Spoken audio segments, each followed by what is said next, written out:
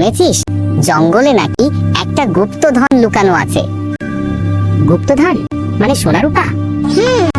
কেউ বলছিল পুরনো রাজা এটা রেখে গেছে। আমি এসব বিশ্বাস করি না।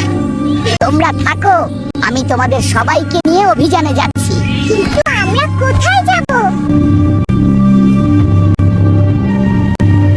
আমি স্কাউট হব, আমি নিরাপত্তার দায়িত্বে থাকবো।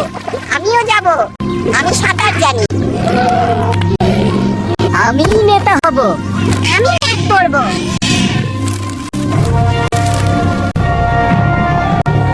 নকশাটি পুরানো গুহার ভিতরে আছে। কিন্তু গুহাটি খুব অন্ধকার। ভয় পেও না, আমি আলো জ্বালাবো। সাবধান, গুহার ভেতর থেকে আওয়াজ আসছে। কেউ আছো এখানে?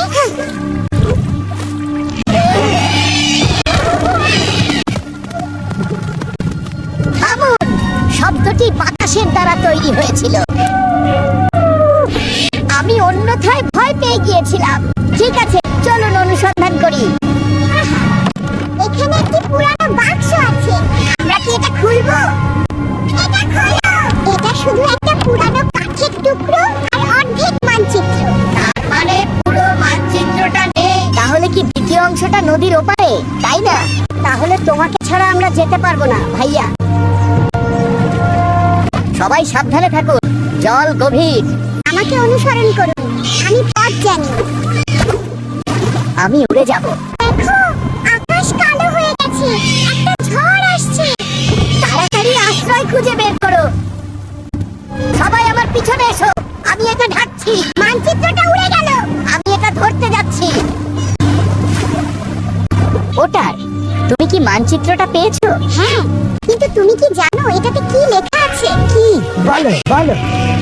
ধন মানে সোনা নয়, বন্ধুত্বই সবচেয়ে বড় ধন।